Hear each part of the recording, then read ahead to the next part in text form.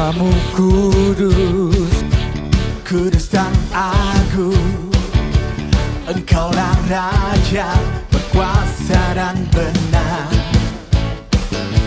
Kami bersuka mengangkat suara bagimu Raja teragung samanya. Tak terbandingkan oleh megahnya dunia, kebenaran-Mu membebaskan, ubahkan segalanya. Hanya Kau yang terbesar, Kau terbesar, kekal selamanya. Hanya Kau yang terdasar, Kau terdasar, Yesus selamanya. Kau terbesar.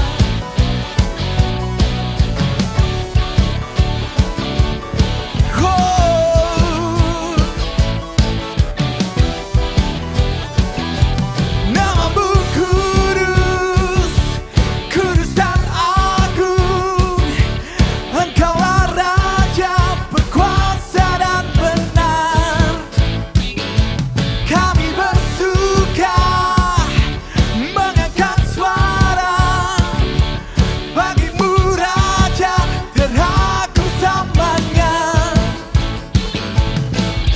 Tak terbandingkan oleh megahnya dunia, kebenaran-Mu membebaskan, ubahkan segalanya.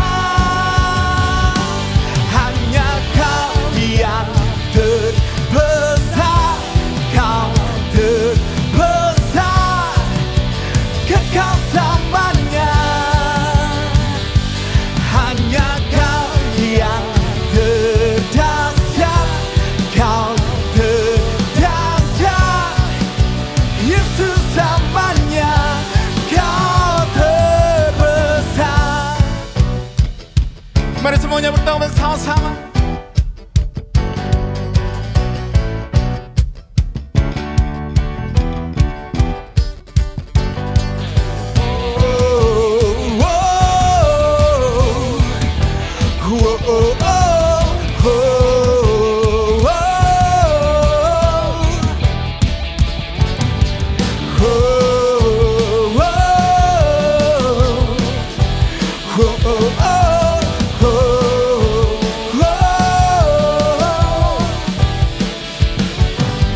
Tak terbandingkan oleh megahnya dunia, kebenaran-Mu membebaskan, ubahkan segalanya. Tak terbandingkan oleh megahnya dunia, kebenaran-Mu membebaskan, ubahkan segalanya. Oh, hanya Kau yang terbesar, Kau terbesar, kekal selamanya. Hanya Kau yang terdasar, Kau terdasar, Yesus selamanya. Kau terbesar. Oh,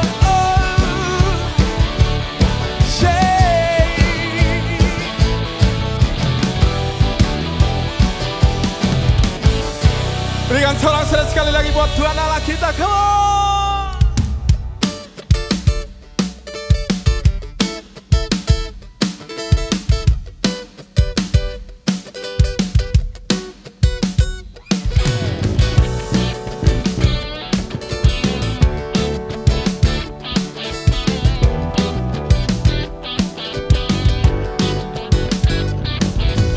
Hanya Kau, junanku, hidup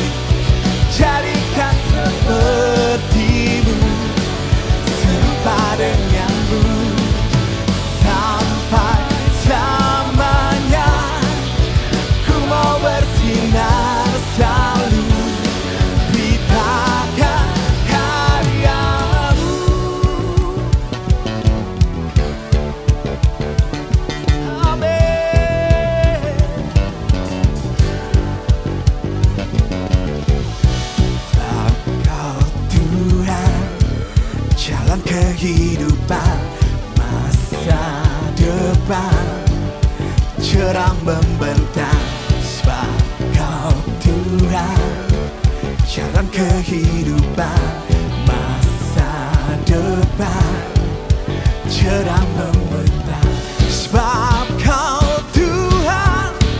Jalan kehidupan masa depan cerah membentang, sebab Kau Tuhan. Jalan kehidupan masa depan cerah membentang.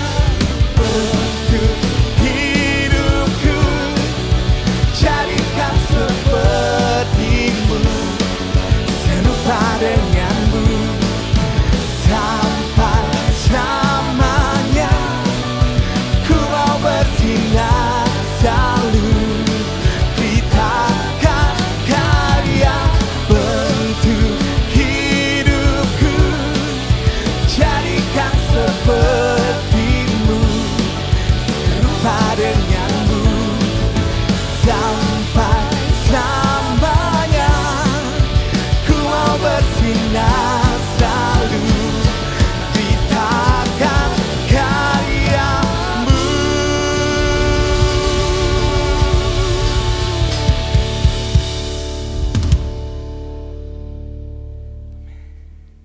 Terima kasih ya Tuhan, Kau yang selalu membentuk hidup kami jadi serupa dengan-Mu. Kami menyembah-Mu ya Tuhan. Kami angkat tangan kami, hidup kami bagi-Mu.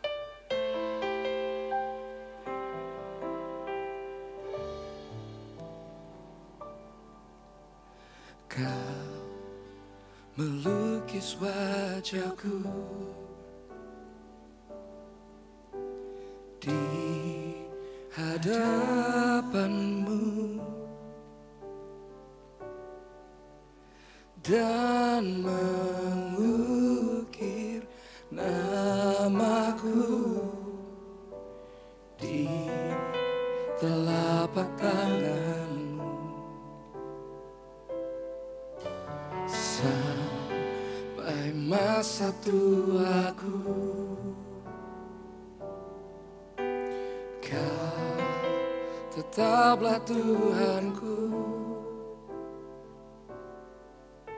yang akan selalu menggendong hingga putih rambutku. Kemurahan-Mu itu membuatku terteguh. Ku bulatkan hatiku mengikut-Mu.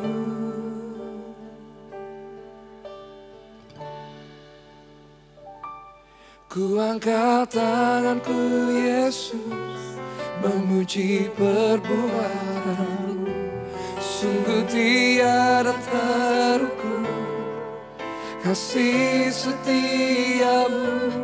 Dalam naungan sayap-Mu ku mau terus menyembah-Mu. Kasih-Mu terukir di lubuk hatiku. Ku angkat tanganku, ku angkat tanganku Yesus, memuji perbuatan-Mu. Sungguh tiada terukur kasih setia-Mu. Dalam naungan sayap-Mu ku mau terus menyembah-Mu. Kasih-Mu terukir di lubuk hatiku. Mari nyanyikan bersama-sama. Kau melukis wajahku di hadapan-Mu, dan mengukir namaku di telapak tangan-Mu. Sampai masa tuaku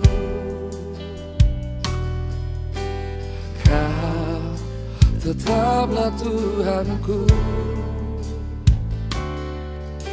yang akan selalu menggendong hingga putih rambutmu. Kemurahan-Mu itu membuatku terteguh, ku bulatkan hatiku mengikut-Mu.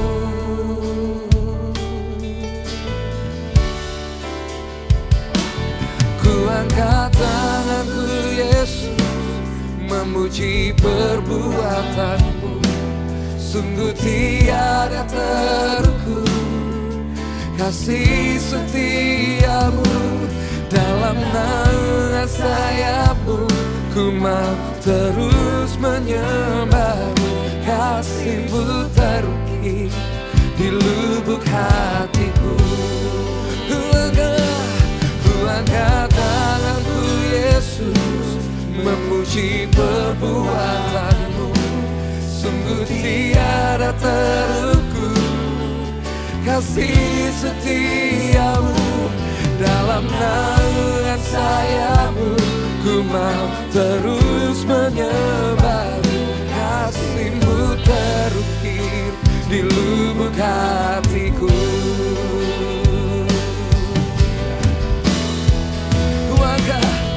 Ku angkat tanganku Yesus, memuji perbuatan-Mu.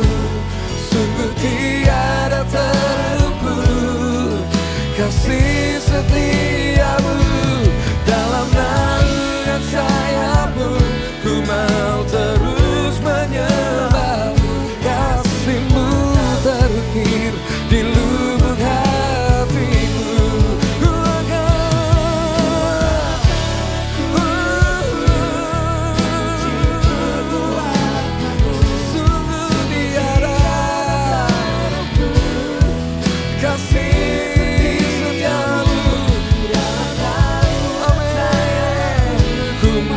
Terus menyembah-Mu, kasih-Mu terukir di lubuk hatiku. Ku angkat tanganku Yesus, memuji perbuatan-Mu. Sungguh tiada terukur kasih setia-Mu, dalam naungan sayap-Mu ku mau terus menyembah-Mu. Kasih-Mu terukir di lubuk hatiku. Mari kita sembah Dia.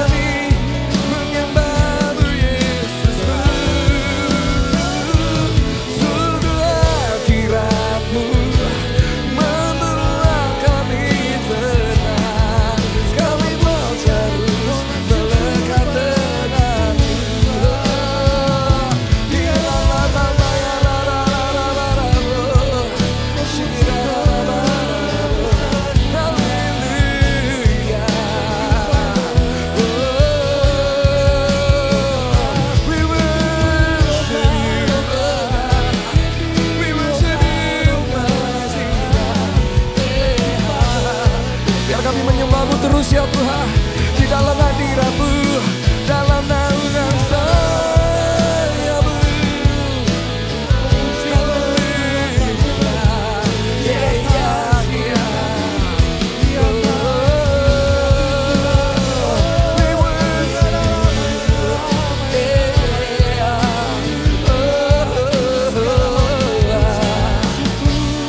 Ku angkat tanganku, angkat tanganku Yesus, memuji perbuatan-Mu. sungguh tiada terukur kasih setiamu. Dalam naungan sayapmu ku mau terus menyembahmu. Kasih-Mu terukir di lubuk hatiku. Ku angkat tanganku Yesus, memuji perbuatanmu. Sungguh tiada terukur kasih setiamu. Dalam naungan sayapmu ku mau terus menyembahmu. Kasih-Mu terukir di lubuk hatiku. Kasih-Mu terukir di lubuk hatiku. Kasih-Mu terukir di lubuk hatiku.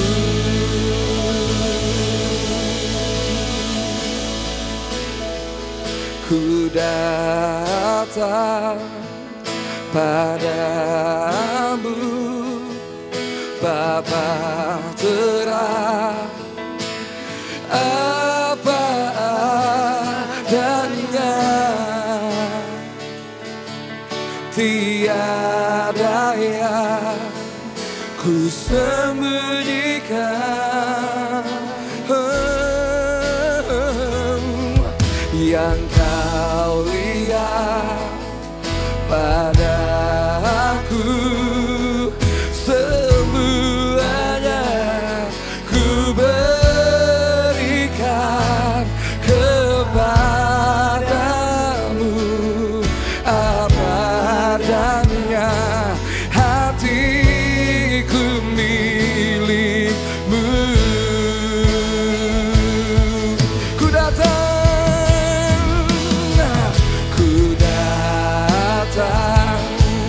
padamu, Bapa terang, dengan apa adanya, tiada yang ku sembunyikan.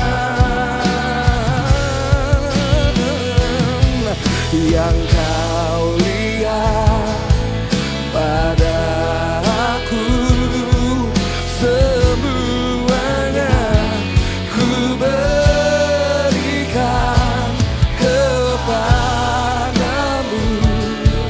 Apa adanya, hatiku milik-Mu.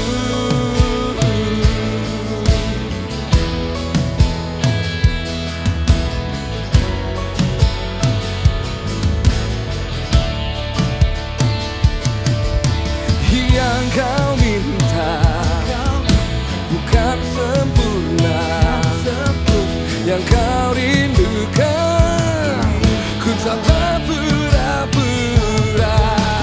Ku tanggalkan pembelaanku, ku lepaskan setiap topengku.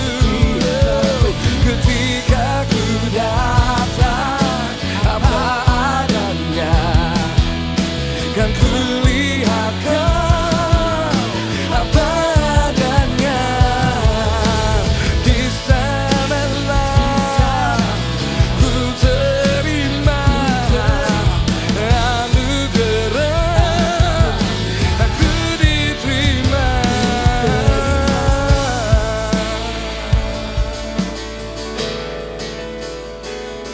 aku diterima.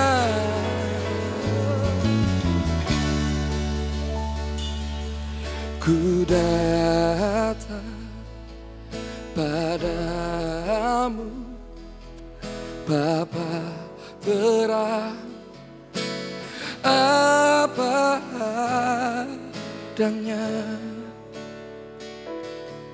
tiada yang ku sembunyikan. Yang Kau lihat, yang Kau lihat padaku, semuanya ku berikan kepadamu, apa adanya hatiku milikmu. Ku datang padamu, berterang apa adanya, tiada yang ku sembunyikan,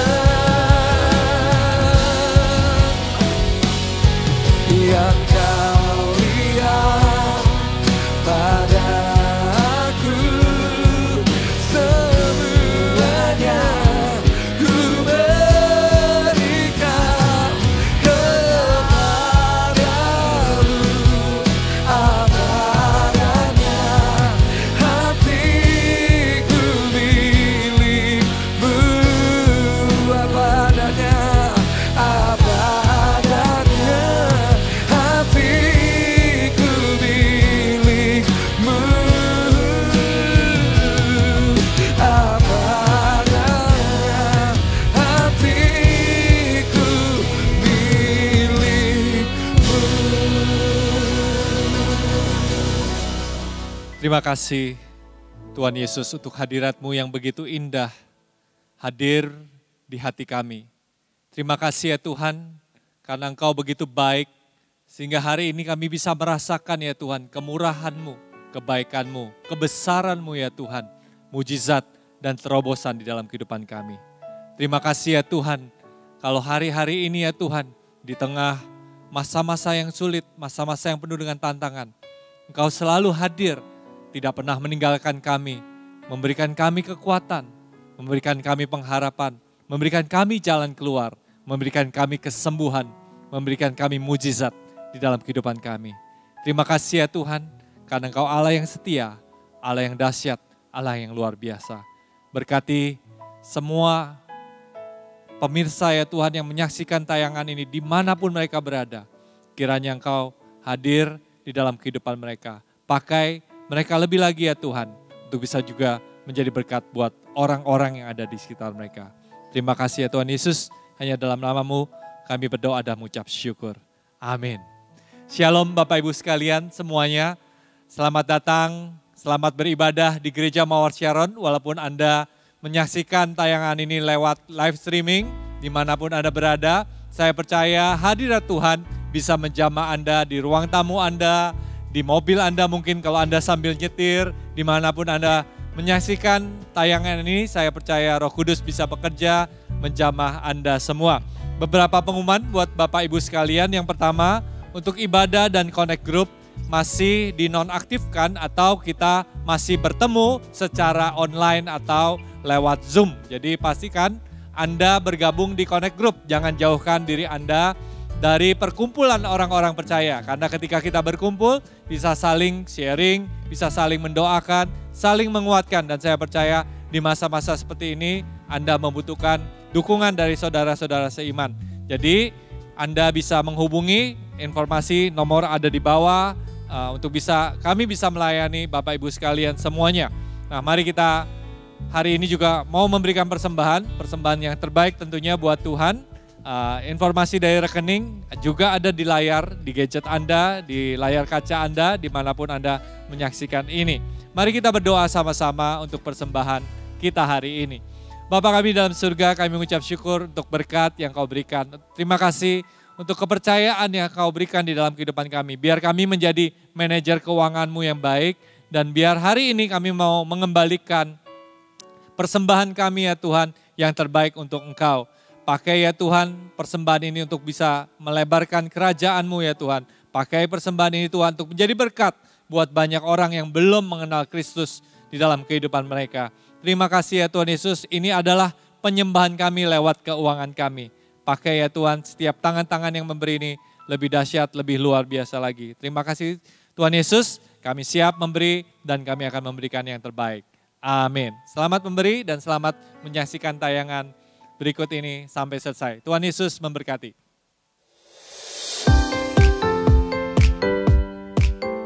Jangan lewatkan ibadah online minggu depan tanggal 30 Agustus 2020 yang akan dilayani oleh Pastor Yosef Moro Wijaya melalui gms.church/streaming yang dapat diakses sepanjang hari.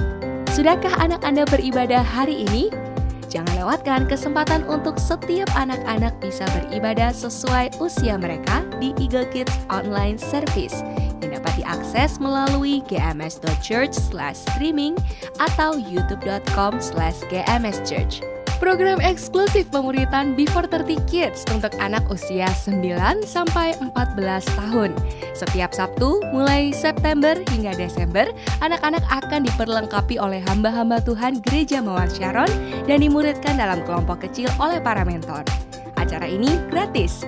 Segera daftarkan anak-anak Anda karena kuota terbatas. Kami menyediakan hotline layanan FLC, Connect Group, dan GMS Surabaya Barat selama masa bekerja dari rumah. Jika Anda membutuhkan layanan jemaat, silahkan hubungi nomor yang sudah tersedia. Untuk persembahan, dapat dilakukan dengan scan QR Code di HP Anda melalui aplikasi BCA Mobile, Sakuku, OVO, Dana, GoPay, ShopeePay, dan Link Aja. Atau transfer melalui rekening BCA atas nama GRJ Mawar Sharon.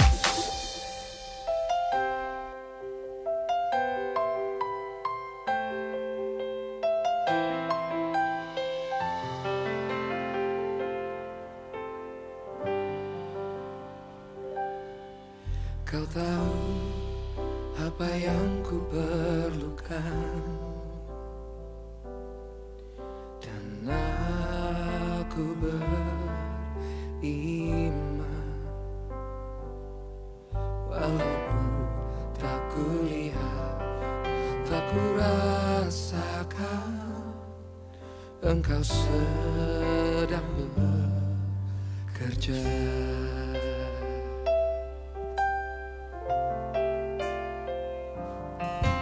Ku tahu siapa yang ku percaya,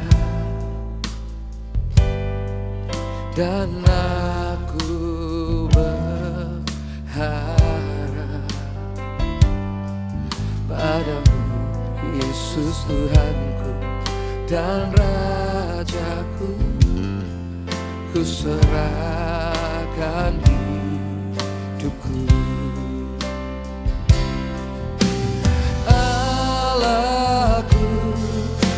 Akan memenuhi segala keperluanku,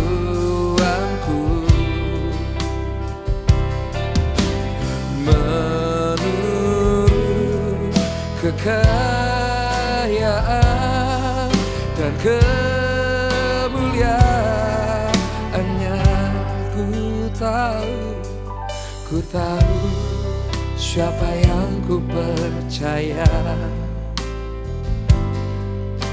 dan aku berharap padamu, Yesus Tuhanku dan Rajaku.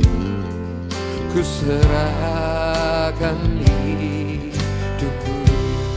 Allahku, Allahku akan memenuhi segala keperluanku, menurut kekayaan dan kemuliaannya. Ku tahu, amin, siapa yang percaya, dan aku berharap padamu, Yesus, padamu, Yesus Tuhanku dan Rajaku. Ku serahkan hidupku. Dengan penuh iman katakan, Allahku, Allahku akan memenuhi segala keperluan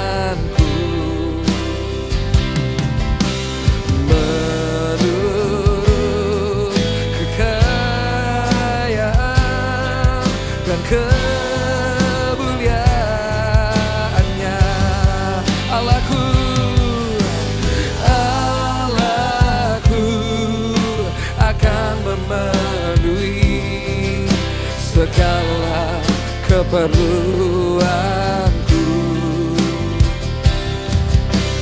Menurut kekayaan dan kemuliaannya. Allahku, Allahku akan memenuhi segala keperluanku. Menurut kekayaan dan kemuliaannya. Ku tahu siapa yang percaya, dan aku berharap padamu, padamu Yesus Tuhanku dan Rajaku. Ku serahkan hidupku, ku serahkan hidupku, ku serahkan hidupku. Kami serahkan hati dan hidup kami hanya kepada Tuhan Yesus. Sebab Engkaulah Tuhan kami, Allah kami, gunung batu kami yang teguh, benteng pertahanan kami di saat susah, pertolongan yang tidak terduga. Terima kasih Engkau sebagai Bapa yang dapat kami andalkan. Dalam segala keadaan, Engkau selalu setia. Thank you Tuhan Yesus, kepadamu kami serahkan hidup kami. Dan sekarang hamba juga mau menyerahkan jemaat-Mu ke dalam tangan-Mu. Berkatilah, sebab kami ini milik-Mu. Dalam nama Yesus, amin. Puji Tuhan, shalom semuanya. Mari kita siapkan untuk mendengar firman Tuhan. Lanjutan dari minggu yang lalu ketika saya menyampaikan tentang berkat Musa atas 12 suku Israel. Kita lanjutkan sekarang. Kita buka dulu firman ini dari Ulangan 33. Review lagi, ulangi ayat pertama. Berkat Musa kepada suku-suku Israel. Inilah berkat yang diberikan Musa abdi Allah itu kepada orang Israel sebelum ia mati. 2 kali akhir pekan kita belajar tentang kuasa doa. Ya, dan ini kuasa doa Musa dan nubuatan Tuhan dari mulutnya. Hidup kita dalam nubuatan Allah, percayalah kita berada dalam rancangan dan rencananya. Sekalipun sekarang kelihatannya kita ini gak tahu mau kemana, hidup membawa kita demikian rupa sehingga kita bertanya-tanya, tapi satu hal yang tidak akan pernah berubah, tidak ada pertukaran bayangan, yaitu Tuhan Yesus dan sifatnya. Maksud hatinya mudah tertebak, yakni mulia bagi anak-anaknya. Dia mau memberikan kepada kita rancangannya, damai sejahtera, dan juga masa depan penuh pengharapan. Yakinlah, jangan ragu dan jangan bimbang. Dan kita pelajari tentang the truth about curses and blessings, yaitu bahwa berkat dan kutuk itu sama-sama ada dan sama-sama nyata. Makanya itu pastikan kita berada di sisi umat pilihan Allah, bukan yang menentang firman-Nya, supaya kita memperoleh berkat dan restu dari Tuhan Yesus kita. Bukan menjadi orang-orang yang memusuhi Tuhan, tapi menjadi orang-orang yang bersahabat karib dengan Allah-Nya. Dan juga Tuhan itu ingin mengubah semua kutuk yang sudah terjadi dalam hidup kita menjadi berkat karena Allah bekerja sama dalam segala perkara. Kita mulai pada anak Yakub berikutnya, suku berikutnya yang akan diberkati Musa. Langsung pada ayat yang ke-12 sebagai lanjutan, kita akan bahas si bungsu si lucu. Ya, the righteous young child of Jacob. Dia terkenal sebagai anak Yakub yang paling kecil dan yang tidak pernah berulah. Seorang anak yang manis sifatnya. Ya, adiknya Yusuf tentunya, namanya Benyamin. Kita baca ayat 12 tentang Benyamin. Ia berkata, kekasih Tuhan yang diam padanya dengan tentram. Tuhan melindungi dia setiap waktu dan diam di antara lereng-lereng gunungnya. berkat Musa atas suku Benyamin, suku terkecil ini, sedikit saja. Ayatnya pendek sekali, tapi sangat bermakna. Mari kita selidiki ya. Berkat Benyamin sebagai anak yang paling bungsu dari Bapak Yakub sebagai suku terkecil ini, dimulai dengan perkataan kekasih Tuhan. Dia diberi gelar sebagai kekasih Tuhannya, yang diam padanya dengan tentram.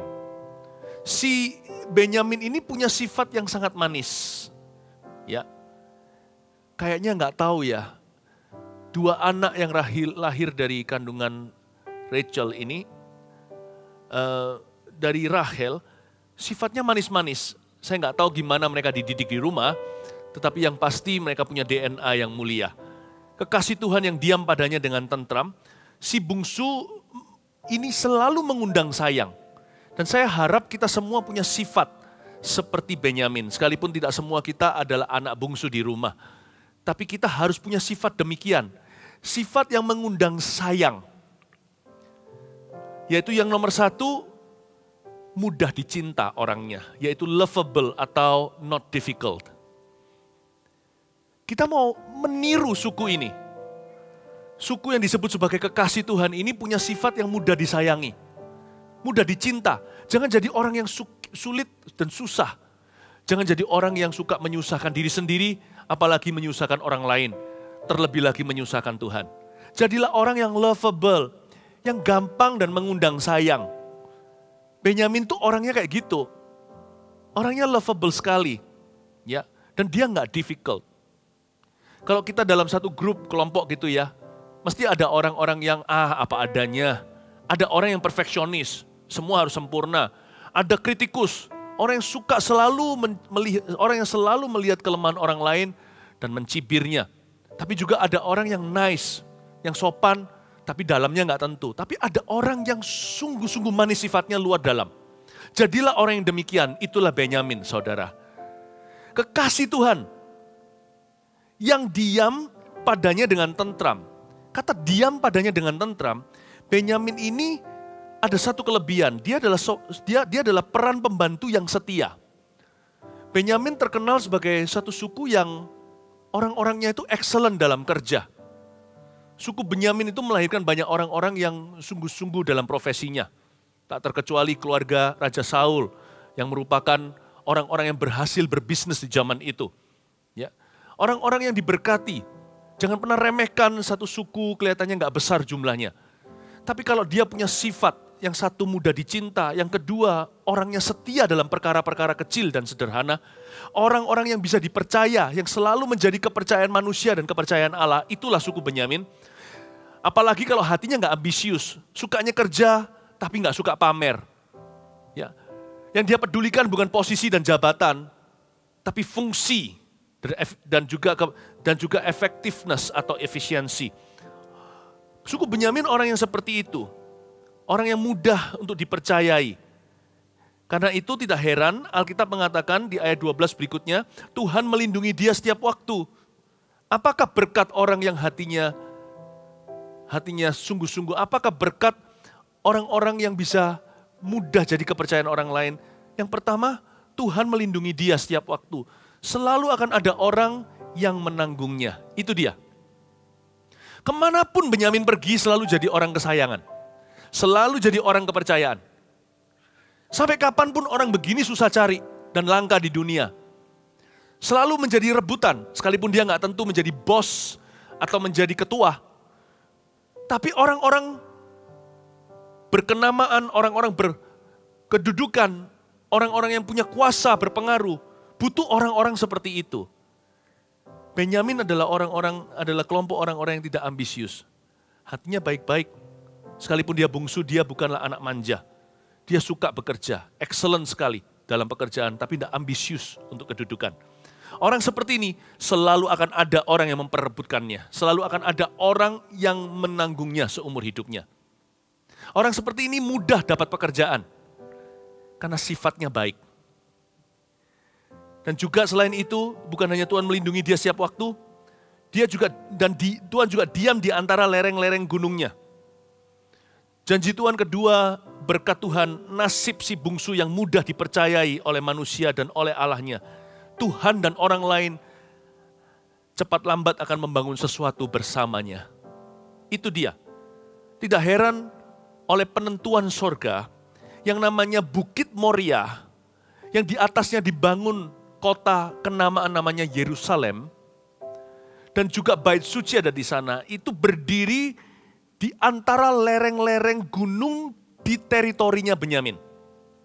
Tuhan memilih spot itu, karena Bait Suci jangan berada di sekeliling orang-orang yang tidak ramah, di sekeliling orang-orang yang tidak bisa dipercaya. Tuhan menentukan secara geografis, lokasi Bait Suci ada di lereng-lereng pegunungan Benyamin.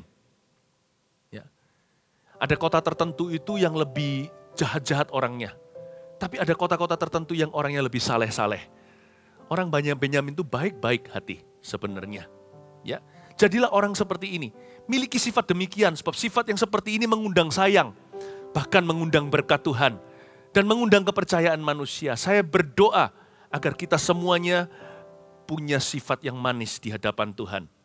Nah, saya tunjukkan ya, di dalam sejarah Israel maupun sejarah gereja, ada yang namanya si bungsu Benyamin ini yang mengerjakan pekerjaan-pekerjaan anak sulung.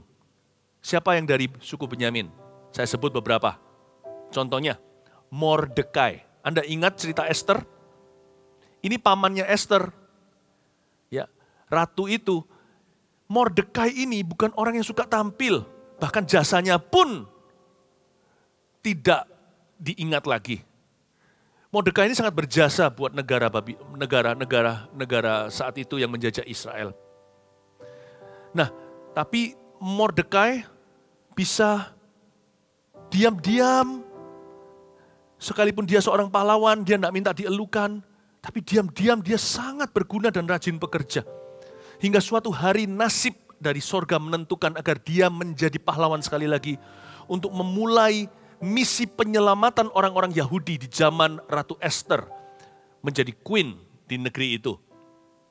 Mordekai ini terpaksa mengerjakan pekerjaan sulung. Jangan pernah remehkan si bungsu. Kelihatannya dia pupuk bawang. Tapi kalau dia dipercaya dalam perkara sederhana bisa, lama-lama nanti perkara besar pun akan tertimpa di atas pundaknya. Malah justru orang yang berambisi tidak akan mencapai apa-apa. Tapi orang yang dipercaya akan dipercayai secara besar-besaran oleh Allahnya. Mordekai dipercayai untuk menyelamatkan satu ras pilihan namanya Yahudi. Israel yang akan menurunkan Yesus Kristus sebagai Mesias. Selain Mordekai, Esther tentunya. Sebab Esther ini kerabat Mordekai. Esther, ratu. Ini juga dari suku Benyamin. Satu lagi di perjanjian baru, Rasul Paulus. Itu dari suku Benyamin pula. Bukankah dia adalah rasul yang paling bungsu dibandingkan rasul-rasul zaman itu? Dia yang lahir kemudian. Dia ini susulan. Tapi ternyata Bapak Ibu Saudara, Rasul Paulus ini menjadi rasul terbesar kalau bicara soal misi di antara bangsa-bangsa non-Yahudi. Jangan pernah remehkan anak kecil, jangan pernah remehkan anak yang terakhir. Jangan pernah remehkan orang-orang yang terkemudian. Karena yang terkemudian bisa menjadi terdahulu karena bisa dipercaya. Saya dorong Anda dan saya sama-sama punya sifat Benyamin. Orang yang dapat dipercayai Tuhan, orang yang bisa dipercaya oleh manusia. Percayalah, sampai kapanpun Anda akan selalu peroleh pekerjaan. Selalu akan ada orang yang menawarkan kerjasama. Selalu ada kepercayaan dari kiri kanan. Itulah Benyamin. Mari kita lanjutkan sekarang tentang Yusuf. Berkat Yusuf ya, ayat 13. Tentang Yusuf ia berkata, kiranya negerinya diberkati oleh Tuhan dengan yang terbaik dari langit. Dengan air embun dan dengan air samudra raya yang ada di bawah. Dengan yang terbaik dari yang dihasilkan matahari dan dengan yang terbaik dari yang ditumbuhkan bulan. Dengan yang terutama dari gunung-gunung yang sejak dahulu. Dan dengan yang terbaik dari bukit-bukit yang berabad-abad. Dan dengan yang terbaik dari bumi serta segala isinya. Dengan perkenanan Dia yang diam dalam semak duri. Biarlah itu semuanya turun ke atas kepala Yusuf. Ke atas batu kepala orang yang teristimewa di antara saudara-saudaranya. Anak sulung lembu sapinya adalah kegemilangannya. Dan tanduk-tanduknya seperti tanduk-tanduk lembu hutan. Dengan itu ia akan menanduk bangsa-bangsa seluruh bumi. Dari ujung ke ujung, itulah orang Efraim yang puluhan ribu, dan itulah orang Manasye yang ribuan. Minggu lalu saya ada sebut bahwa Yusuf dalam berkat Musa ini yang dipandang sebagai anak sulung. Karena Ruben sudah dilengserkan karena dosanya. Nah, kalau kita baca, Yusuf ini mendapat berkat yang terbaik. Dia mendapatkan berkat yang namanya great plenty and great power. Dia diberi Tuhan kedua-duanya, kelimpahan dan kuasa. Diberi kekuatan yang lebih dari saudara-saudaranya. Waktu kita baca ayat-ayat tersebut tentang berkat Yusuf dari Musa, saya perhatikan bahwa semua berkat itu datang dari tempat yang tinggi. Baik itu gunung lah, baik itu dari salju, air hujan, dari bukit, dari bukit yang berabad-abad dan sebagainya, sebagian besar dari tempat yang tinggi. Tuhan ingatkan kita bahwa berkat itu datangnya dari Allah, bukan dari usaha kita. Karena berkat Tuhanlah yang menjadikan kaya. Saya tidak bicara tentang materi saja, saya bicara tentang berkat secara keseluruhan.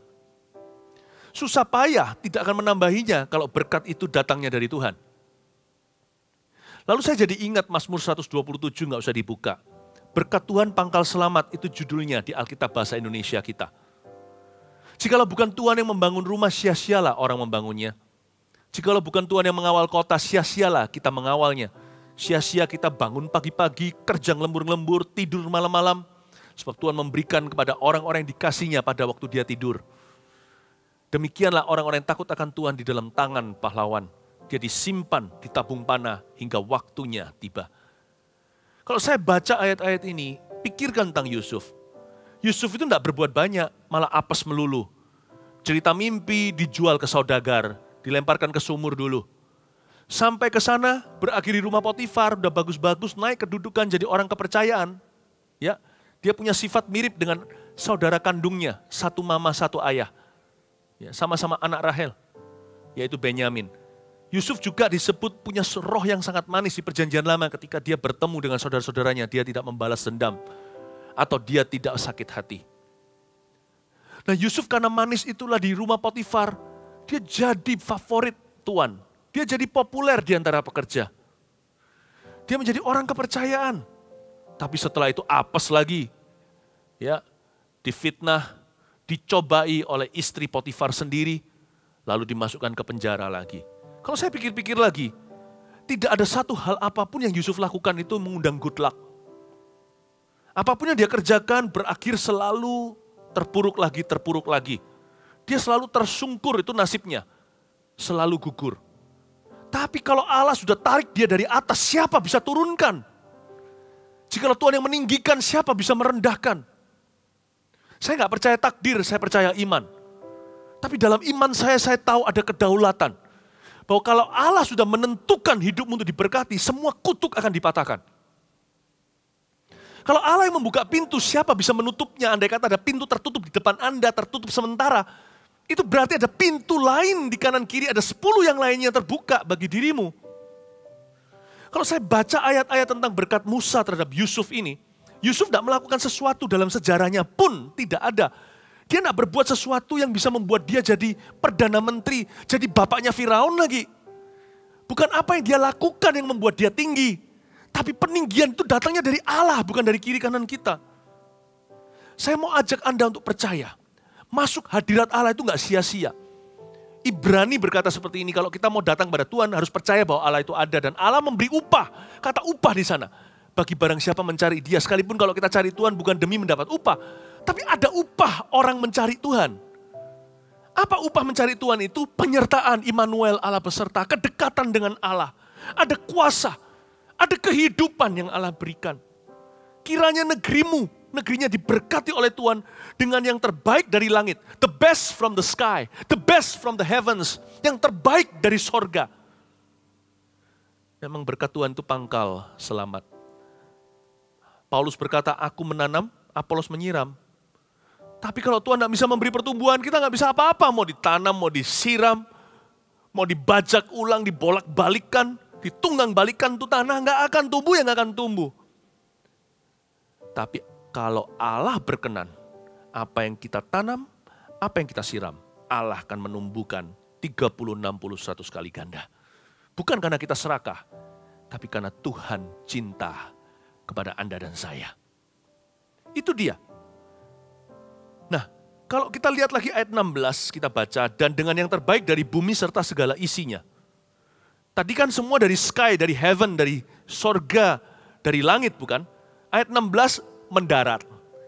Bumi mulai disebut dalam berkat Musa. Dan dengan yang terbaik dari bumi, serta segala isinya. Kalau di sorga terserah Allah, di bumi terserah kita. Karena kita punya kelakuan, kita punya pilihan. Karena itu kalau kita mau melihat Tuhan melimpahkan kuasanya dalam kehidupan kita, pastikan yang terbaik dari bumi serta segala isinya. Hidup kita jangan isinya sampah. Jangan kita isi dengan gosip. Isilah hidupmu dengan firman, kekudusan, dengan yakin akan Tuhan. Dengan perkenanan, dia yang diam dalam semak duri, biarlah itu semuanya turun ke atas kepala Yusuf. Ke atas batu kepala orang yang istimewa atau yang teristimewa di antara saudara-saudaranya. Jikalau Anda buka, nggak usah dibuka sekarang, nanti cek sendiri 1 Tawarik 5 ayat 1 dan ayat 2. Di sana dijelaskan bahwa berkat kesulungan Ruben itu telah dipindah transferkan kepada Yusuf dan kepada anak-anaknya Efraim dan Manasye. Yehuda itu keturunan raja. Yesus Kristus juru selamat kita pun singa dari Yehuda. Tapi tetap berkat kesulungan Tuhan berikan pada Yusuf. Tidak heran nanti ya, anak Yusuf ada 2, Efraim dan Manasye, menjadi 2 suku. Dia ada urapan ganda, yang lainnya 1 suku, Yusuf sendiri 2 suku. Dan Efraim menjadi pusat pemerintahan dan kekuatan daripada Israel Utara. Ya, jadi kita tahu bahwa Yusuf menjadi besar karena Tuhan memberkatinya. Hak kesulungan ada di kepalanya, bukan karena usahanya yang membuat dia sukses. Bukan karena kepandaian, kepinterannya. Ya, bukan karena nasibnya buruk melulu. Tapi karena Tuhan menentukan. Dari sini kita bisa pelajari sesuatu tentang Ruben dan Yusuf. 1 Tawarik tadi katakan bahwa berkat kesulungan dipindahkan. Ternyata berkat itu bisa dipindahkan ya. Nah ini menjadi peringatan buat kita yang ada di atas muka bumi. Supaya isi kita, bahwa kita ini di dunia serta segala isinya itu takutlah akan Allah. Berkat itu bisa pindah.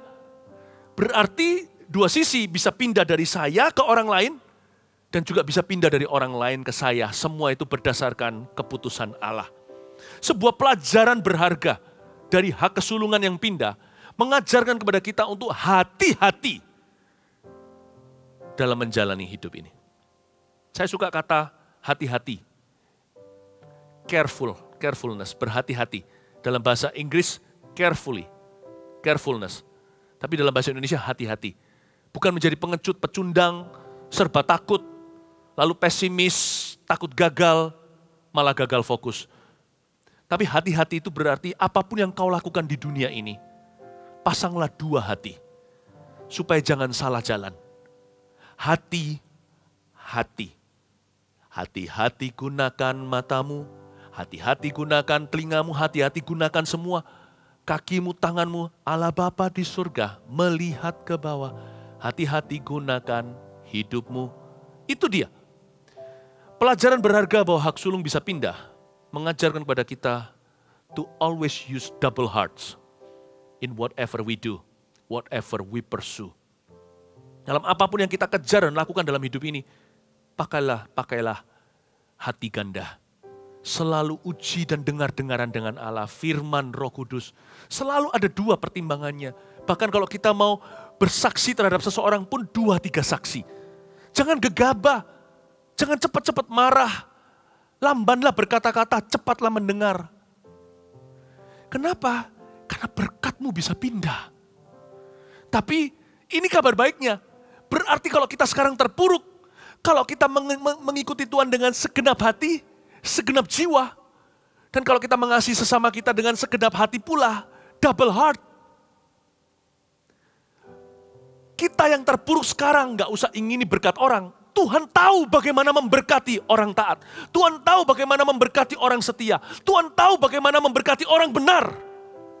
Yusuf ini dibuang di sumur, dijual ke saudagar, dilupakan, difitnah, masuk penjara. Lalu setelah itu jasanya tidak dianggap menjadi sesuatu.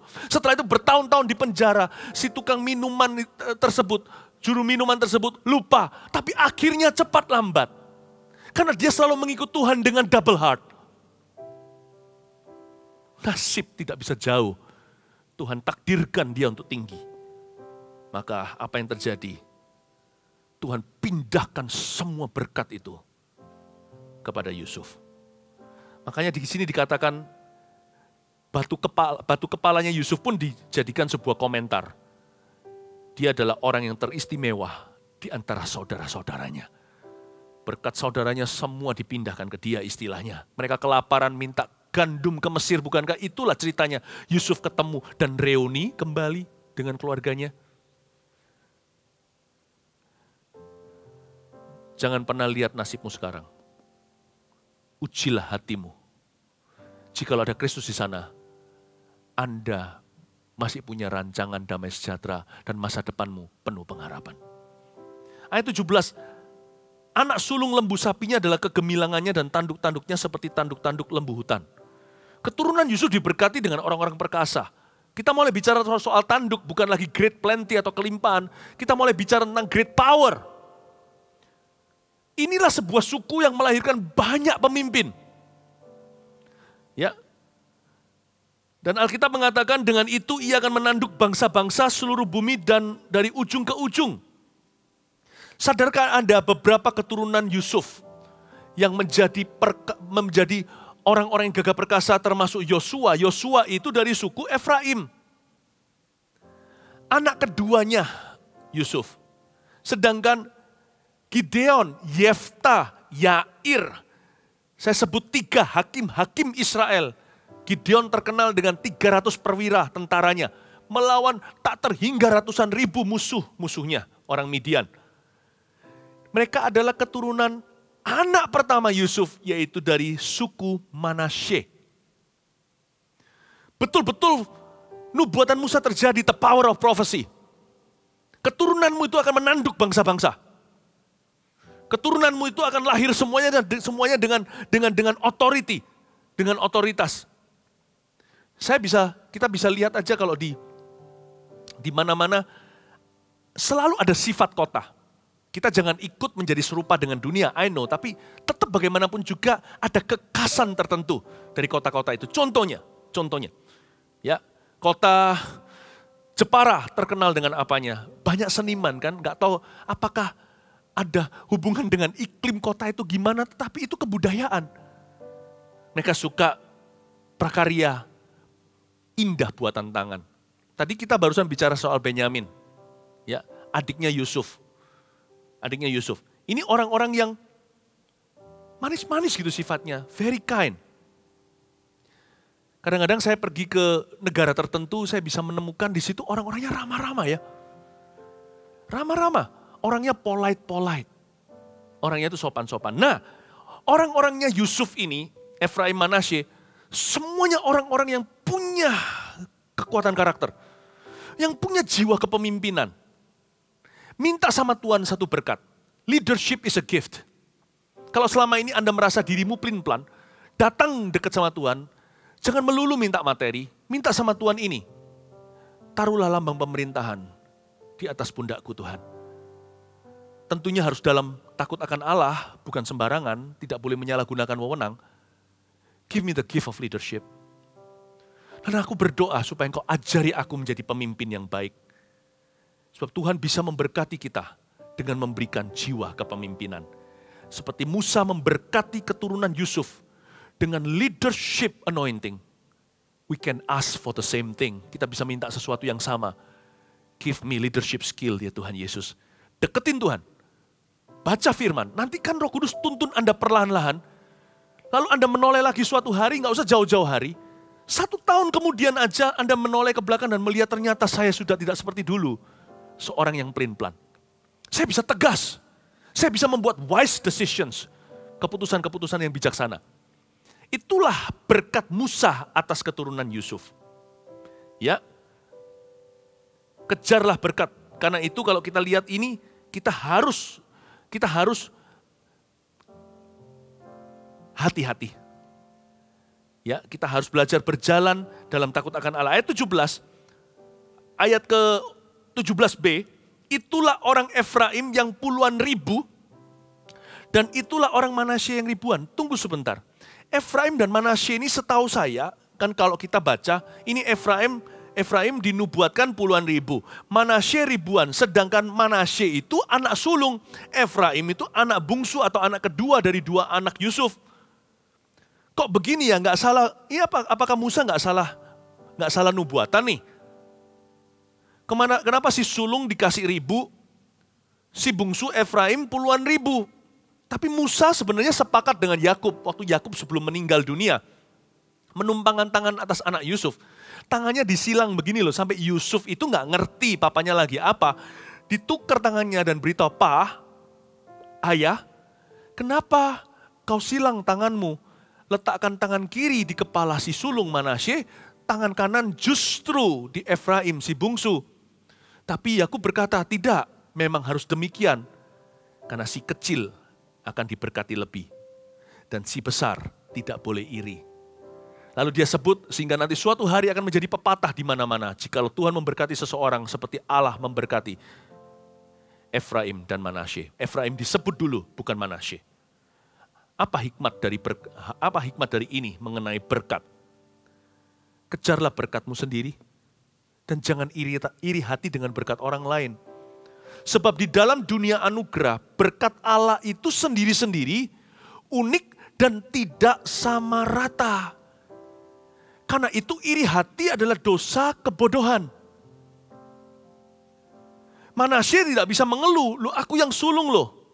Aku yang berhak. Kenapa aku dikasih ribu?" Jangankan ribu, dikasih satu aja dia nggak layak terima. Allah memberi dia lebih, itu kan seharusnya dia sudah bersyukur kepada Tuhan. Terserah Tuhan dong. Tips tidak diharuskan, apalagi kalau kita makan di restoran yang service charge yang mahal, sudah termasuk semua di sana. Nanti restoran itu bisa secara profesional mengelola uang yang diterima. Yang ini masuk sebagai penghasilan, yang ini untuk pajak, ya kan? Kalau di hotel-hotel atau restoran-restoran yang formal, mungkin 21% sudahan, ya. Untuk pajak ini itu, lalu ada service charge-nya di dalamnya. Jadi nggak perlu ngasih tips. Lalu tiba-tiba ya orang yang makan customer yang kaya itu berdiri, lalu kasih sama satu waiternya $100 Amerika. Dia senang sekali. Terima kasih. Makanan udah mahal masih dikasih tips lagi. Sudah termasuk service charge, dia nggak peduli. Oh, dasar orang yang murah hati. Lalu dia lihat ke kiri. Waiter yang lain, temannya, koleganya, dikasih $1.000 dalam amplop. Dia nggak bisa marah dan cekik temannya. Dan berkata, kasih sama rata. Kalau si tuan majikan itu atau orang atau customer tersebut, apalagi kalau dia raja, dia mau kasih berapa tipsnya itu kan urusan dia. Kita nggak boleh iri hati. Sebab Allah kita itu adil, bukan fair. God is just. Bukan fair menurut standar orang atau standar kita. Nggak fair Tuhan, dia dikasih gini, kok aku enggak. Kalau mau fair, semua kita dikasih neraka. Karena itulah yang layak kita terima, bukankah kita orang berdosa jatuh dari kemuliaan Allah. Karena itu hal ini mengajarkan kepada kita. Efraim dikasih puluhan ribu. Manasye yang sulung malah hanya ribuan. Hanya, berkat Tuhan itu nggak ada hanya. Setiap berkat Tuhan itu haleluya, bukan hanya. Kejar berkatmu sendiri ya, dan jangan iri hati lagi. Dalam dunia anugerah, berkat Allah memang tidak sama rata. Kerjakan aja bagianmu. Kerjakan tanah sendiri, gemburi. Biar bertumbuh dong, 30, 61 kali ganda. Siapa bilang, siapa yang mulai dengan sedikit berakhir sedikit. Siapa juga yang bilang siapa yang bermodal banyak akan berakhir banyak. Hidup masih jauh, hidup masih panjang. Kita masih bisa mengalami peningkatan pertumbuhan atau stagnasi dan penurunan. Kita masih bisa mengalami pelipat gandaan, saya nggak bicara soal materi, saya bicara soal lengkapnya berkat Allah. Bicara soal rancangan damai sejahtera. Orang bisa mulai happy, berakhir menyedihkan. Tapi orang bisa mulai sedih, tapi kalau dia setia, dia pasti akan berakhir pada rencana Allah. Efraim dan Manasye, jangan berantem lagi. Yang punya lebih jangan sombong hati, yang punya sedikit jangan tawar hati. Allah bekerja, itu yang penting. Dan Allah memberkati kita. Kejarlah berkat itu, jangan iri berkat orang lain. Ayat 18, tentang Sebulon. Berkat Sebulon ya, tentang Sebulon ia berkata, bersukacitalah hai Sebulon, atas perjalanan-perjalananmu, dan engkau pun hai Isakar, atas kemah-kemahmu. Bangsa-bangsa akan dipanggil mereka datang ke gunung, di sanalah mereka akan mempersembahkan korban sembelihan yang benar. Sebab mereka akan mengisap kelimpahan laut dan harta yang terpendam dalam pasir. Di dalam ayat-ayat 18 dan 19 ini sebenarnya ada dua suku 2 in 1. Sebulon, lalu berikutnya hai Isakar. Sebulon dan Isakar ini sama-sama anaknya Mama Leah. Mereka itu jangan dipisahkan. Bahkan di Kanaan, mereka itu berdampingan. They are neighboring tribes atau suku yang tetanggaan. Ya. Jadi Tuhan itu baik ya. Musa itu juga mencerminkan hati penggembalaan. Allah kita itu nggak suka memisah-misahkan. Makanya Tuhan itu adalah Allah yang mempersatukan. Saya bisa bayangkan andai kata kalau Sebulon dan Isakar ini adalah anak-anak kecil di yatim piatu gitu ya. Kalau ada yang adopsi, nggak adopsi satu, tapi adopsi dua sekaligus. Kenapa? Kasihan mereka dipisahkan. Saking dekatnya. Ya, adik kakak Sebulon Isakar ini sangat erat hubungannya. The best of friends. Jadi Tuhan nggak mau memberi mereka warisan yang berbeda. Masing-masing ada kuota. Tapi Tuhan menjadikan mereka itu satu nubuatan. Saya senang sekali. Sometimes God gives us blessings that we cannot enjoy by ourselves. Kadang-kadang Tuhan memberikan kita berkat yang tidak bisa kita nikmati sendirian. Ada berkat itu yang sifatnya korporat. Sebulon dan Isakar ini contohnya. Karena nggak boleh egois. Nggak boleh egois. Ada berkat itu yang harus didapat bersama. Diusahakan bersama. Diminta bersama. Saya berdoa supaya Sebulon Isakar juga menjadi suatu pengajaran indah bagi suami istri dalam mengikut Kristus. Sama-sama teman sewaris kehidupan. Mereka itu di Kanaan juga berdampingan. Nah, kita lihat orang Sebulon dan Isakar itu berkatnya di mana? Berkatnya di bisnis ternyata. Mereka berkatnya di bisnis. Bersukacitalah hai Sebulon atas perjalanan-perjalananmu. Ini bisnis tripnya. Perjalanan bisnisnya. Dan engkau pun hai Isakar atas kemah-kemahmu. Lalu ayat-ayat di bawah yang kita baca di ayat 19 tadi, bangsa-bangsa dipanggil dan sebagainya, mempersembahkan korban, lalu mengisap kelimpahan laut dan harta yang terpendam di dalam pasir. Sebulon memang adalah kota pelabuhan, wilayah pelabuhan. Jadi dia itu seaport. Sedangkan Isakar itu inland atau pedesaan. Jadi ini these brothers atau saudara, dua saudara ini, saudara kandung, mereka ternyata yang satu gagah perkasa di perairan, yang satu lagi gagah perkasa di pedalaman. Memberikan kepada kita suatu hikmat juga tentang bisnis untuk diversifikasi yang perlu. Saya nggak mengatakan bahwa teori itu benar, itu semua teori yang dicatat, yang seringkali dicetuskan di marketplace, itu teori duniawi. Tetapi hari ini kita diajari bahwa kita harus imbang. Jangan segala sesuatu itu pikirannya ke situ kecuali untuk Tuhan. Kalau untuk perkara-perkara yang sementara di dunia ini, belajarlah untuk bijaksana. Ya, mereka ini disuruh oleh Musa untuk bersukacitalah hai Sebulon atas perjalananmu. Bersukacitalah hai Isakar atas kemah-kemahmu. Mereka diajari untuk memiliki sifat hati yang benar selalu. Kira-kira gini bunyinya. Thank God for the gains. Thank God for gains. And I have to make best for my losses. Terpujilah Tuhan, bersyukur untuk semua keuntungan. Tapi aku harus bisa memanfaatkan setiap kerugian yang memang harus terjadi. Win some, lose some, kadang untung, kadang rugi. Tapi Tuhan memberi, Tuhan mengambil. Blessed be the name of the Lord, terpujilah nama Tuhan. Harus miliki hati seperti itu. Karena kaum Zebulon memang kaum bisnis. Zebulon ini dan Isakar, ini kayak seperti orang Wenconya Tiongkok. Kalau di China, ada satu suku, ada satu provinsi itu banyak keluar diaspora ke seluruh dunia. Jadi pengusaha berhasil di mana-mana, di Italia, di mana-mana di bangsa-bangsa. Ya, Anda tentunya pernah dengar mungkin beberapa provinsi di mainland.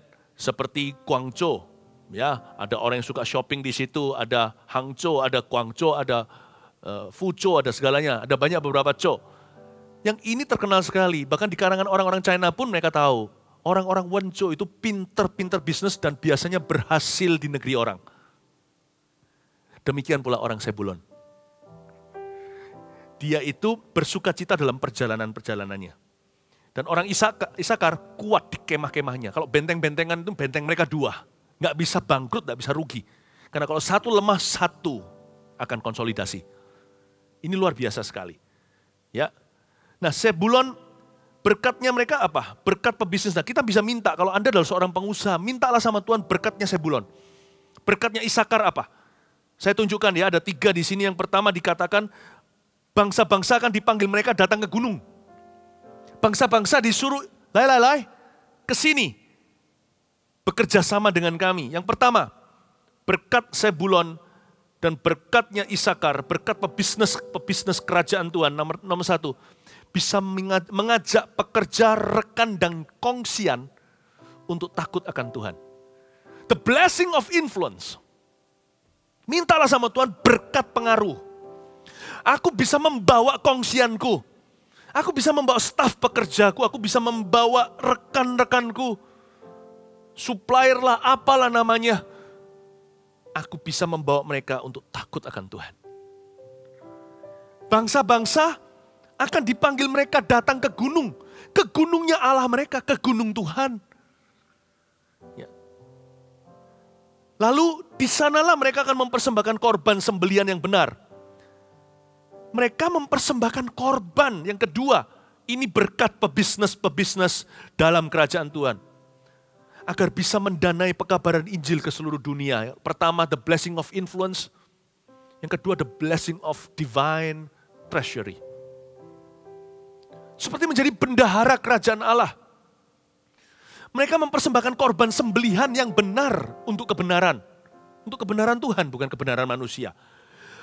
Kami mendanai pekabaran Injil sampai ke seluruh bumi. Itu berkat pebisnis Kristen. Yang ketiga, mereka akan mengisap kelimpahan laut dan harta yang terpendam di dalam pasir. Ini bukan sekedar kekayaan, tapi kemakmuran yang dari Tuhan. Yang ketiga, memperoleh kemakmuran yang dari Tuhan. Godly prosperity. The blessing of godly prosperity.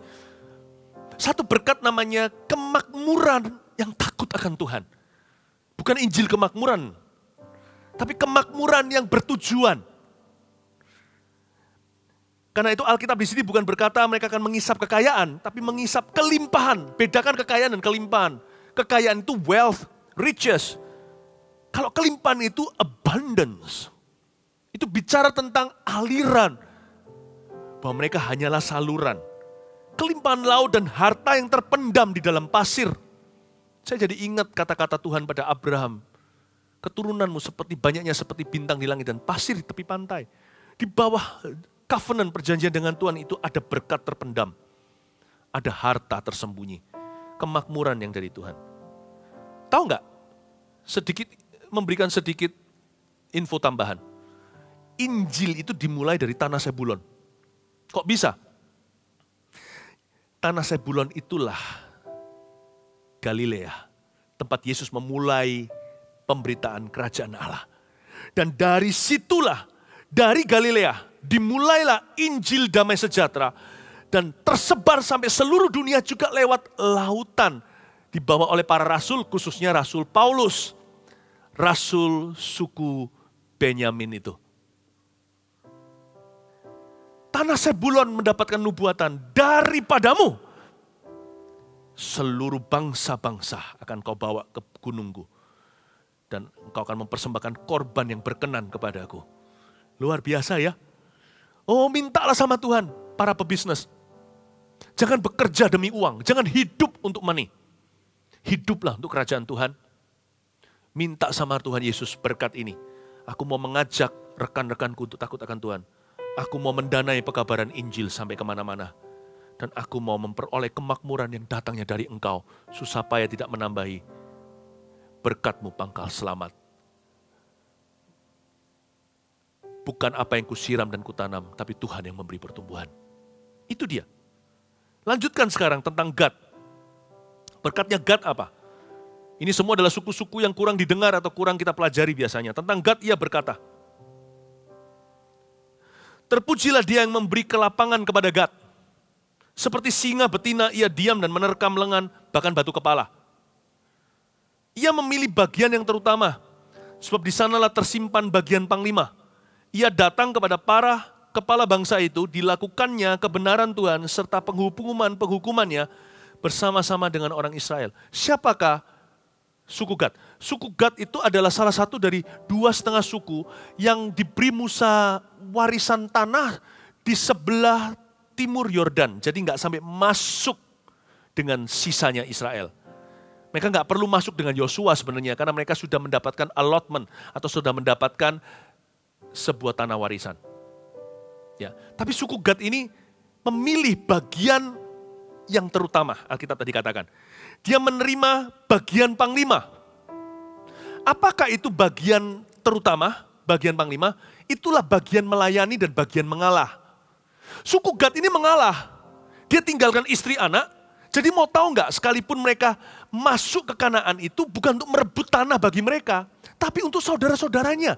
Suku Gad bukanlah suku yang sulung, bukan anak sulung Yakub. Ruben itu, Simeon anak kedua, dua-dua malah justru tidak bertindak sesuai usia. Yang Gad ini loh, 2,5 suku terdiri dari Ruben, Gad, dan setengah suku Manasye itu tinggal di sebelah timur Yordan. Dan di Alkitab dikatakan dalam susunan perang, mereka berjanji sama Musa, nanti kalau sudah sampai di sungai Yordan, seluruh bangsa Israel menyeberang, 2,5 suku ini sumpah di hadapan Allah. Bukan sumpah tetapi berjanji dan bernasar di hadapannya. Bahwa mereka akan masuk untuk merebut tanah Kanaan untuk saudara-saudara mereka, baru mereka bisa kembali ke tanah waris sendiri. Dan dari antara 2,5 suku ini yang inisiatif maju ke depan, yang paling antusias dan berani dan berkata, ayo kami ready, kami siap. Tinggalkan istri anak, dia masuk berjuang, sandangkan pedang. Dan berada di garis paling depan dalam medan perang adalah suku Gad, bukan Ruben.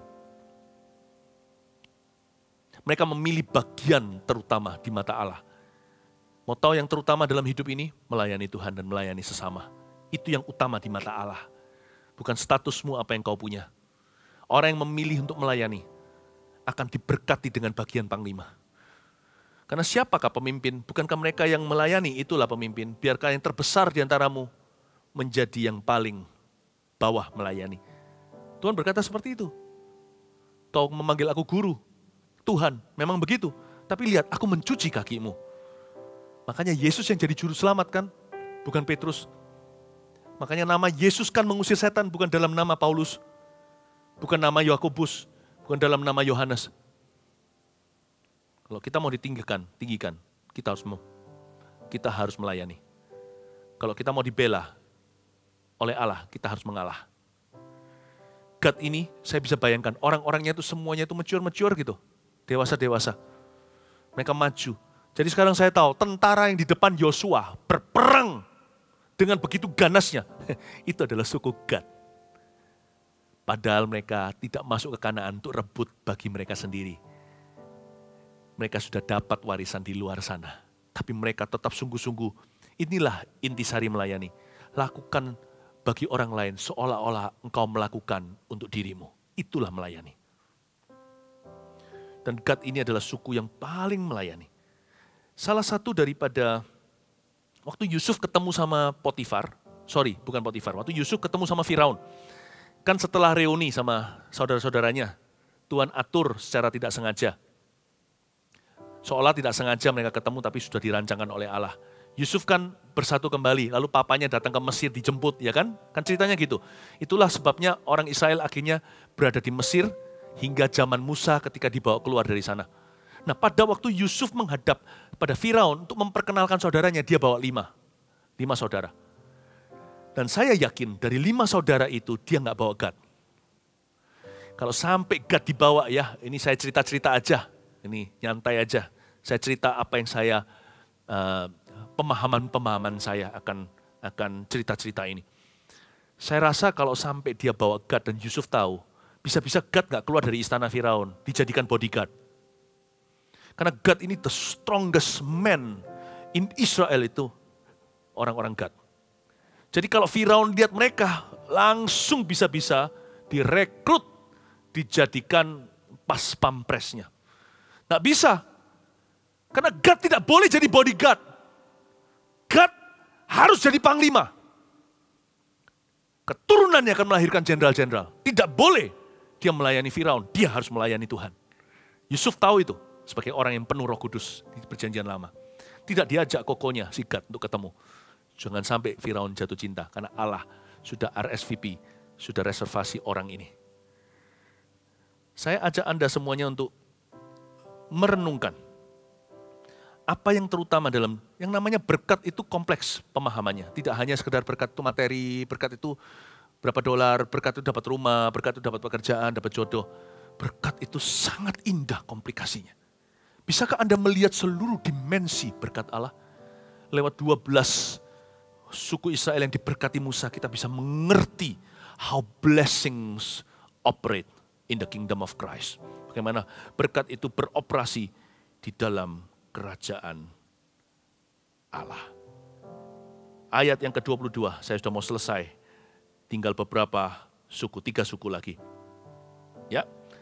Tentang Dan, ia berkata, adapun Dan ialah anak singa yang melompat keluar dari Basan. Pendek sekali ini Dan. Saingan sama Benyamin pendek-pendekan. Dia punya kalimat berkat dari Musa. Tapi ada banyak yang kita bisa pelajari dari Dan ini. Dia disebut sebagai anak singa yang melompat keluar dari Basan. Basan adalah sebuah gunung, suatu gunung di Israel yang terkenal zaman itu dengan satu jenis hewan buas. Semua orang takut dengan animal ini, yaitu singa Basan. Singa itu sering melompat. Kalau ada orang yang berjalan di sana belum zaman-zaman sekarang jalan raya atau peradaban yang modern seperti hari ini, itu melompat keluar lalu menerkam mangsa. Tuhan memberikan suatu janji lewat Musa, memberkati suku ini menjadi suku yang melahirkan dan selalu keluar turn around men. Orang-orang yang menjadi alat Tuhan untuk memutarbalikkan keadaan itu muncul dari Dan. Tuhan itu bisa menciptakan suatu momentum di mana seseorang itu diluncurkan di waktu yang tepat, untuk kebutuhan yang tepat, di tengah-tengah orang yang tepat, untuk bisa memutarbalikkan keadaan. Yang kayak begitu, bukan dalam dunia pelayanan, bukan hanya tukar mimbar, tetapi merestorasi sesuatu. Kalau dalam dunia pekerjaan, itu bukan hanya staf bayaran, ini orang yang menjadi trendsetter. Orang yang menemukan sesuatu yang mengubah seluruh company-nya. Ini orang-orang Dan. Diberikan sama Tuhan bukan hanya kelihayan atau kehebatan, tapi diberikan kepada Tuhan, oleh Tuhan juga sebuah keberuntungan. Orang-orang Dan. Salah satu dari orang Dan yang sangat terkenal, sekalipun sempat jatuh tapi dia kembali semakin luar biasa di hari ketika dia mati, adalah Simson. Simson inilah salah satu singa yang melompat keluar dari Basan. Pekerjaan Tuhan dalam kehidupan Simson dan dengan keturunan Dan ini, orang suku Dan banyak yang sifatnya tiba-tiba atau mendadak. Sesuatu yang tidak melalui proses manusia, tiba-tiba tukar hawa. Langsung gitu aja 180 derajat. Orang kerjakan ini 10 tahun, dia selesaikan dan putar haluan dalam waktu 10 bulan. Ada sebuah percepatan, makanya ada kata-kata di sini, tiba-tiba melompat keluar dari Basan. Itulah suku Dan. Tentang Naftali, ayat yang ke-23, ia berkata, Naftali ini nyantai sekali, chill sekali hidupnya. Tentang Naftali, ia berkata, Naftali kenyang dengan perkenanan dan penuh dengan berkat Tuhan. Milikilah Tasik dan wilayah sebelah selatan. Berkat Naftali itu yang sering diiming-imingkan oleh orang, tapi tidak seperti semudah yang Anda pikirkan. Berkat Naftali is a good life. Kadang-kadang Tuhan tidak memberi kita tugas yang terlalu gimana. Kepada beberapa orang Allah memberinya just a good life. Kita nggak bisa berkata, nggak fair Tuhan, kok hidupku gini. Jangan begitu. Terus terang waktu saya lihat berkat Musa atas 12 suku Israel, saya tidak mengingini porsinya Naftali. Sebab hidupku exciting, hidup saya bergairah apa adanya. Saya tidak suka hidup orang lain, saya suka hidup saya, karena hidup saya dari Tuhan. Dan itulah yang Tuhan tentukan. Kalau saya lihat Naftali ini bukanlah bercerita tentang kehidupan saya. Saya lebih banyak relevannya dengan suku lain yang berjuang. Dan saya tidak iri dengan Naftali. Tapi kita harus akui bahwa di hidup ini, ada orang-orang tertentu yang Tuhan garis bawahkan atasnya, hanyalah kehidupan yang baik. Kita yang melihat itu harus turut bangga dong, harus turut senang buat orang lain. Dan kita yang ada orang tertentu juga tidak perlu menuntut diri berlebih. Asal Anda punya dua ini, harusnya Anda sudah cukup happy. Berkat daripada Naftali itu, a good life, ada dua. Naftali itu kenyang dengan perkenanan, kedua dia penuh dengan berkat Tuhan. Selama hidup kita ini, dikenan plus dipelihara oleh Allah, udahlah happy ya. Nggak usah iri berkat orang, nggak usah jadi konglomerat. Orang yang dikasih good life, nggak tentu orang kaya. Orang kaya nggak tentu baik hidupnya. Orang punya segalanya nggak tentu nyaman. Tapi ada orang yang dikasih sama Tuhan porsinya, a good life. Selama ada perkenanan dan hidup kita penuh dengan berkat Tuhan. Penuh dengan berkat Tuhan itu bukan berarti memiliki semua yang kita harapkan. Atau kita dapatkan yang kita inginkan. Nggak tentu. Asal saya dikenan oleh Tuhan. Udah peduli amat kata dunia. Dan asal saya selain diterima oleh Tuhan, asal saya ini dipelihara oleh Allah. Pelihara oleh Allah. Kadang-kadang tidak seperti yang kita duga. Kita punya blueprint sih begini, aku mau umur sekian mencapai ini itu, punya ini itu. Tapi kalau kita lihat lagi ya, hidup realita, kalau kita reality check, kita cek lagi. Dalam kenyataan, nggak dapat yang kita inginkan, tapi ternyata hidup kita dipelihara oleh Tuhan. Dan baik tuh, be happy. Inilah yang saya sebut the blessing of contentment. Berkat kepuasan hati. Kepuasan batin ini, Naftali. Ini bukan what a good life ya, orang itu enak hidupnya, bukan. Enak nggak enak hidup orang itu tergantung perspektif hati. Dan Naftali mengajari kita, selama ada perkenanan Allah, selama ada pemeliharaan Tuhan, asal dikenan dan penuh dengan berkat Tuhan sekalipun tidak dapat apa yang Anda inginkan. Be happy my brother, be happy my sister, be happy as Naftali. Bahagialah seperti Naftali. Berkat itu juga bisa dalam bentuk content spirit. Contentment. Berkat itu kadang-kadang datang bukan dalam bentuk jawaban doa, material. Berkat itu bisa datang dalam konteks sederhana, sesimpel ini. Suatu hati yang puas. Thank you, I'm happy. Masih banyak yang kuharapkan belum terjadi, but I'm happy. Hari ini aku bahagia. Itu dia, ini yang sembuhkan banyak penyakit. Ini yang disebut hati gembira adalah obat. Makanya Naftali saya rasa dia hidup sampai tua ini. Terakhir ya, tentang Asher. Ia berkata, diberkatilah Asher di antara anak-anak laki. Biarlah ia disukai oleh saudara-saudaranya. Dan biarlah ia mencelupkan kakinya ke dalam minyak. Biarlah dari besi dan dari tembaga palang pintumu. Selama umurmu kiranya kekuatanmu. Unik sekali, Asher ini adalah berkat, are you ready? Popularity. Ini orang Asher ya, Bukan Yusuf, kalau Yusuf itu nggak disukai malahan sama saudara-saudaranya.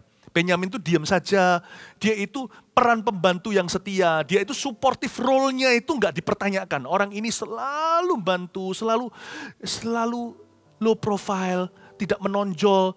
Tapi orang yang dicintai kiri kanan, yang dieman, disayangkan kalau nggak ada orang demikian, diperebutkan. Tapi Asher itu populer sekali di antara saudara-saudaranya.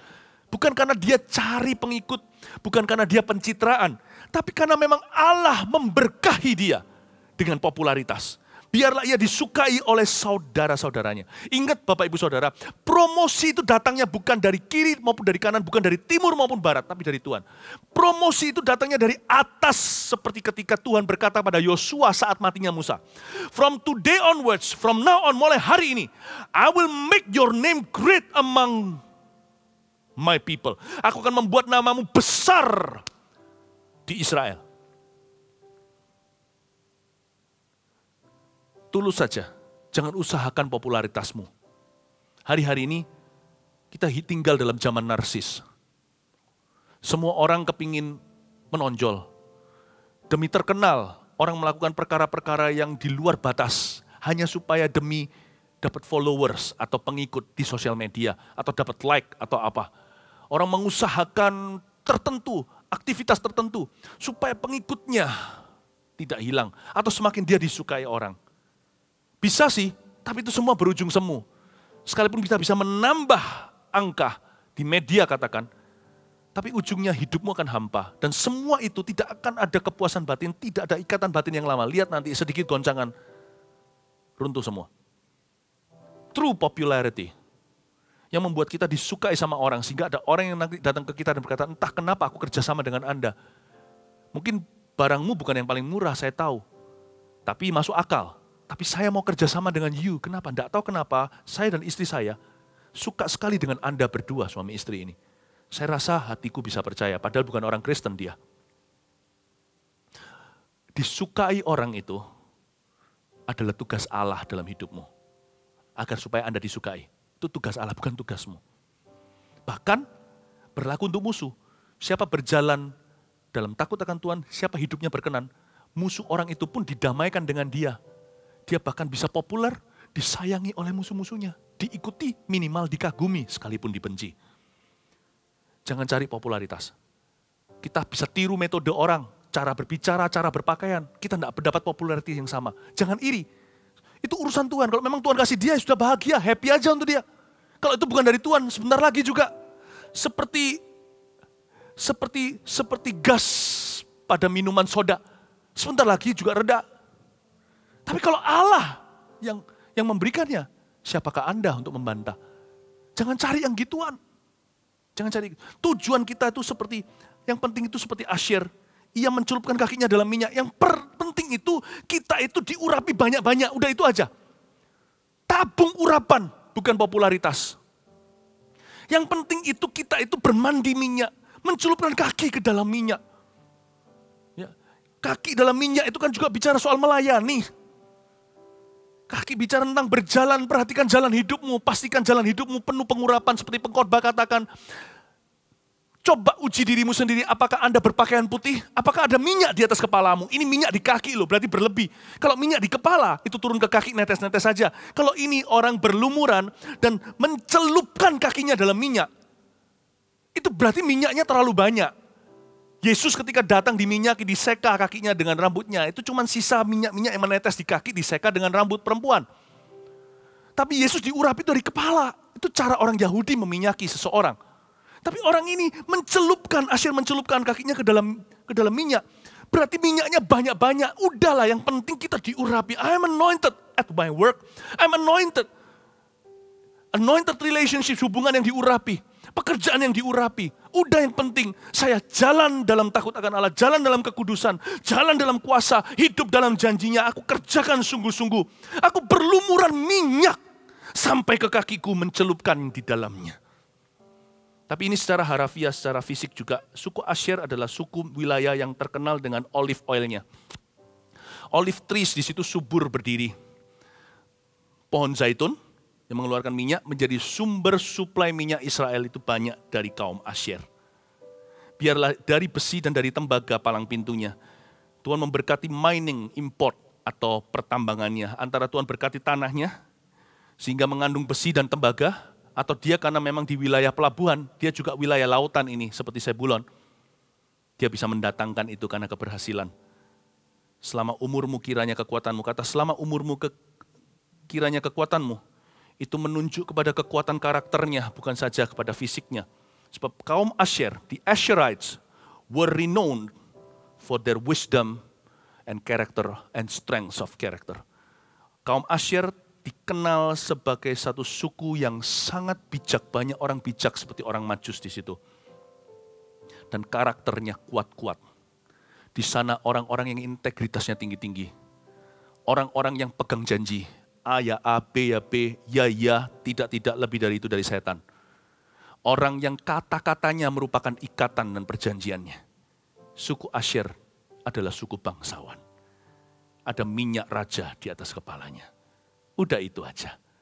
Mendingan kita mandi minyak daripada cari pujian sia-sia. Sebab Tuhan tahu kapan meninggikan orang-orang yang layak ditinggikannya. Saya berdoa supaya Anda diberkati, supaya berkat daripada anak-anak Yakub, berkat Musa atas 12 suku Israel ini, kena kepadamu dan kepadaku hari ini. God bless you. Mari kita berikan tepuk tangan untuk Tuhan di mana Anda berada. Praise the Lord ya.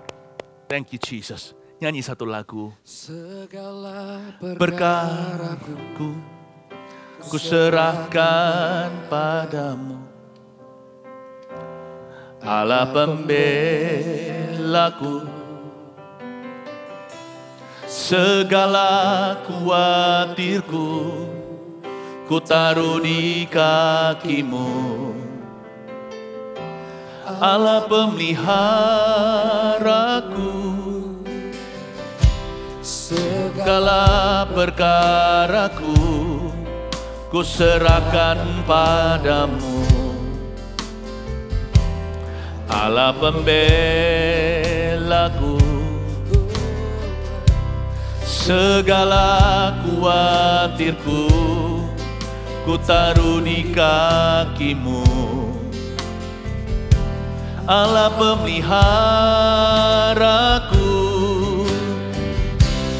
Bila Kau yang membuka pintu, tak ada satupun dapat menutupnya.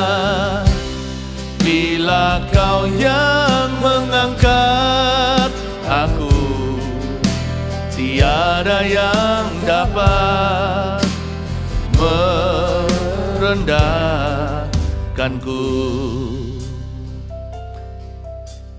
Mari nyanyikan iman ini di hadapan Tuhan. Segala perkaraku ku serahkan padamu, Allah pembelaku.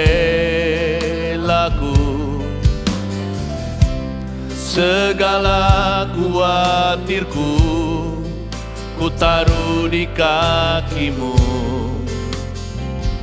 Allah pemeliharaku. Bila Kau yang membuka pintu, tak ada satupun dapat menutupnya. Bila Kau yang mengangkat aku, tiada yang dapat merendahkanku. Bila Kau yang membuka pintu, tak ada satupun yang dapat menutupnya.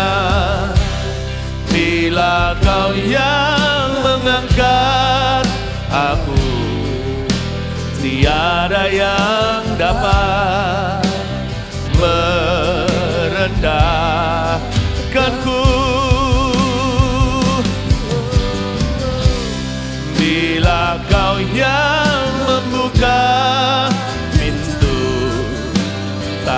ada satu pun dapat menutupnya.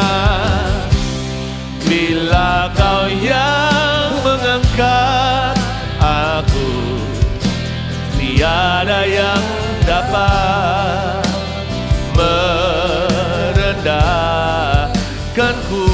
Oramaya sande, inaraya so, naraya sande, inaraya so, naraya sande, iaralamaya sana, anaya so, oramaya se, anaya se, inamaya ralamo, naraya sande, inaralamaya sana, naraya so,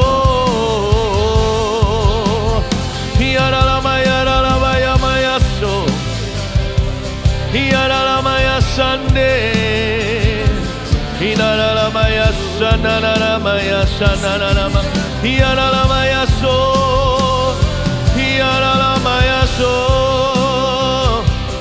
Hiaralamaya sande, Hiaralamaya so, Hinamaya ralamaya sanaramaya so, Hiaralamaya sanaya se. Hinaralamaya sandaramaya sandaramaya so, Hinaralamaya so, Hinaralamaya sandaramaya sande, Hinaramaya sandaramaya so, Hinaramaya sandaramaya. Ulurkan tanganmu ke depan sebagai titik pertemuan iman. Kita berdoa ke hadapan Tuhan, di hadirat-Nya. Tuhan Yesus, berbicaralah kepada para Naftali.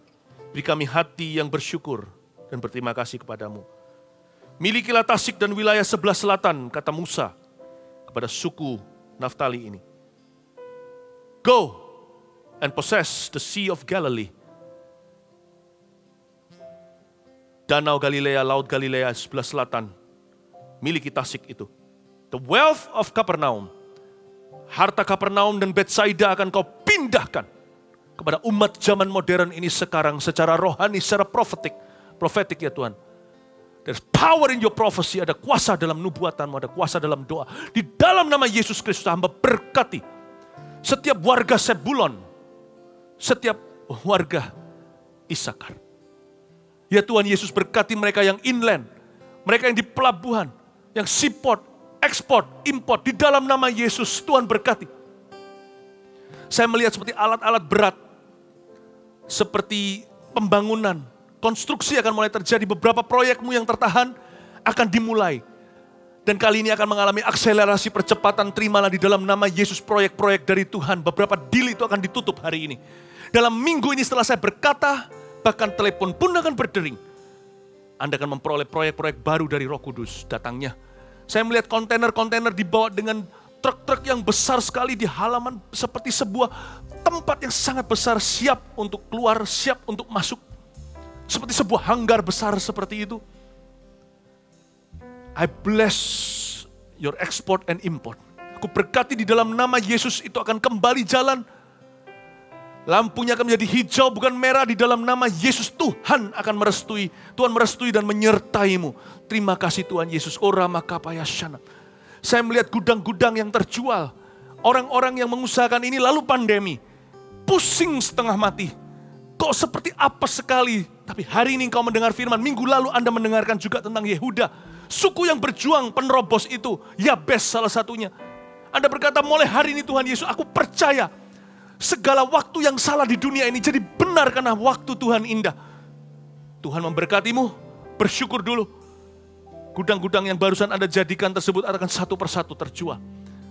Anda tidak akan mengalami masalah dengan perbankan sebab Tuhan akan menolong Anda di dalam nama Yesus Kristus. Saya melihat lidah.